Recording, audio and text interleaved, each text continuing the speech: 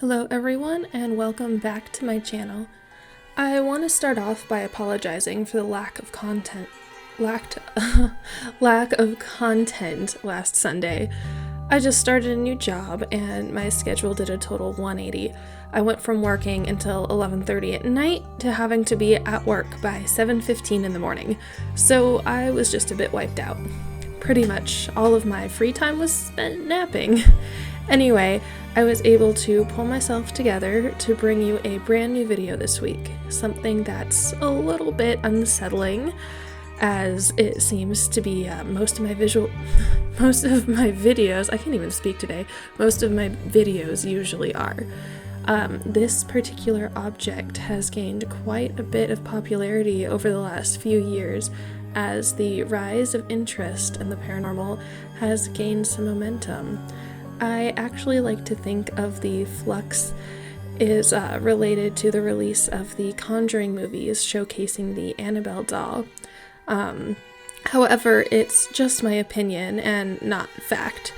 Either way, the story that I'm about to tell you is a perfect transition into the spooky fall season, so sit back, relax, and enjoy this week's episode of Sketchy Legends.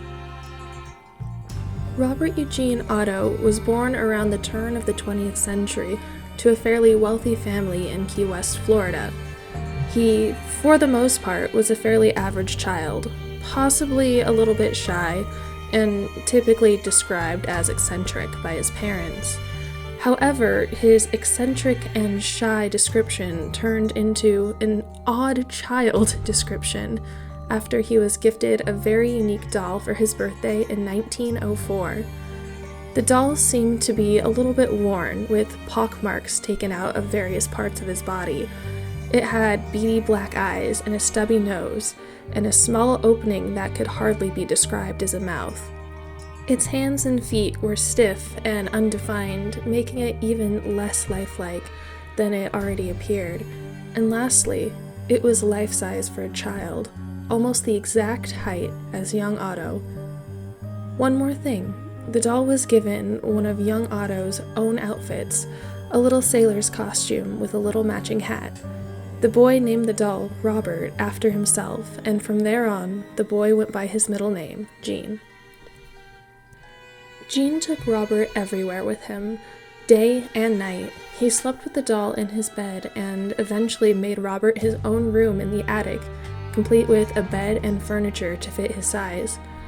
Gene's mother would witness the boy talking to Robert as if there were another person in the room, and when she would listen to him through closed doors, she could hear the doll answer back in a voice completely unlike Gene's.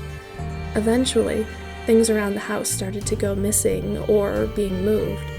Small things like wallets, keys, and food would be left on the counter and then found across the room, or sometimes in a completely different area of the house. The odd occurrences didn't end there, though. Expensive items that were around the house would be broken or rooms would be destroyed. When Gene would be questioned about his bad behavior, he would state that it was Robert causing the havoc and not him. Not only would objects be moved around the house, but the Otto family also witnessed Robert in locations where he hadn't exactly been left.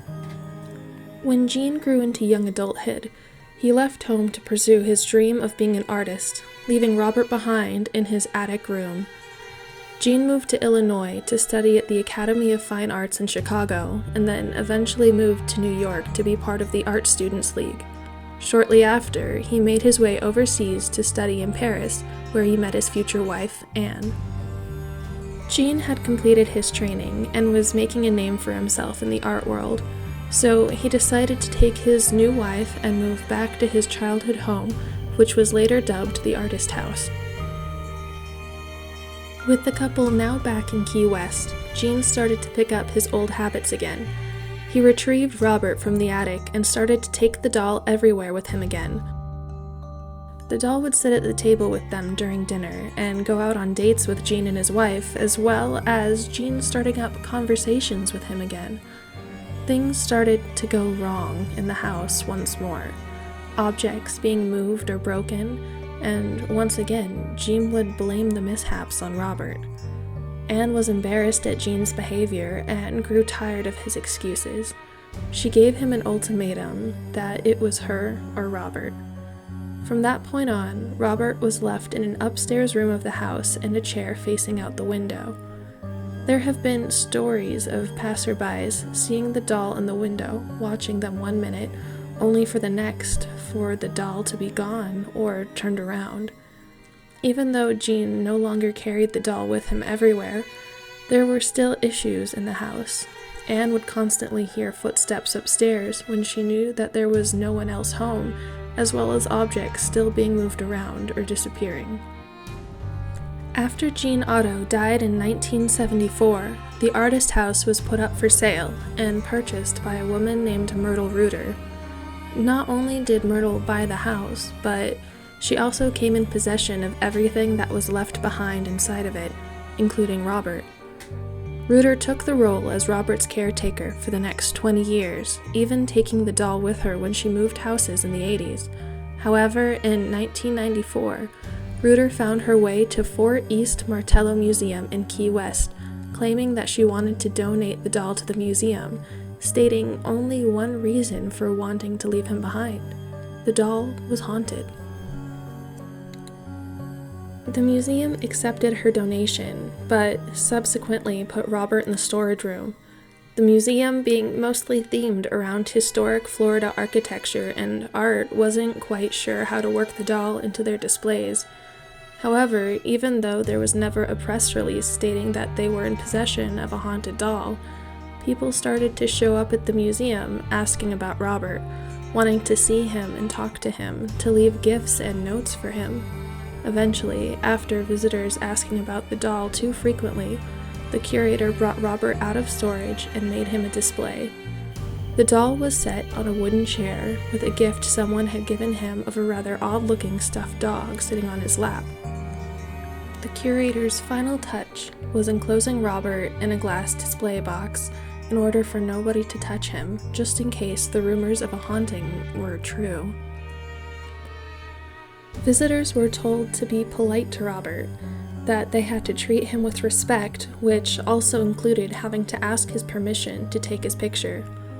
Of course, many visitors thought that the haunted doll was an act and a farce and would mock him and take his photo without permission.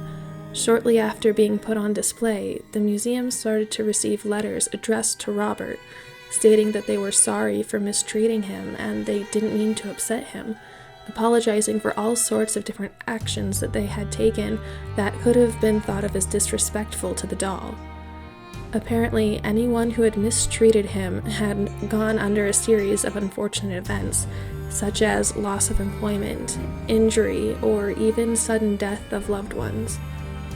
The museum started taping the letters to Robert's display box as a warning to future visitors to respect Robert, even if they didn't believe the stories.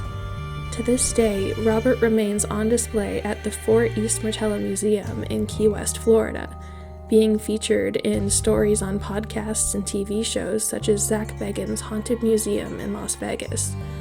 There is even a little-known British movie series called Robert, which, before my research of the subject, I hadn't even heard of, although it appears that the reviews are less than great. At this point, you might be wondering, who would give such an odd doll to young Jean Otto? And that's a really good question, because no one is 100% sure about the doll's origin. The official story is that Jean's grandfather was overseas in Germany for work when he stumbled across the doll on display in the Steiff Toy Company's window, the same company that created the teddy bear.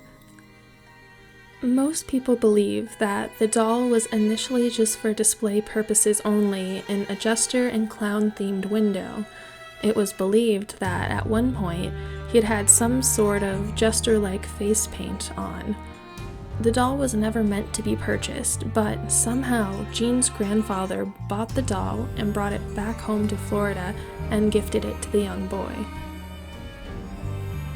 However, there is another story, one that many people who believe in Robert's supernatural history are more apt to believe.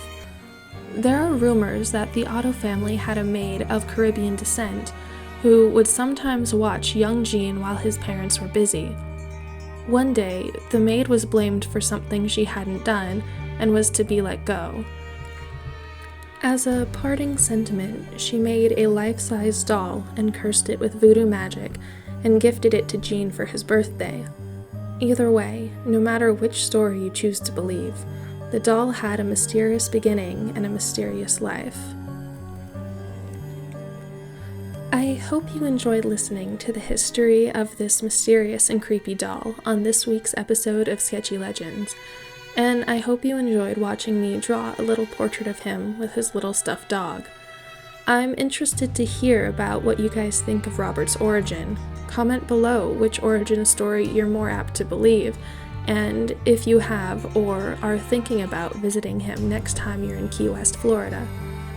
If you haven't already, don't forget to give this video a thumbs up and to subscribe. I try to put out one of these videos every Sunday, so if you like the spooky and unexplained, you're in the right place. If you want to see more of my artwork and don't want to miss out on any updates on the show, follow me on Instagram and Twitter at j_dfiore_art. Thank you all for watching and have a great day.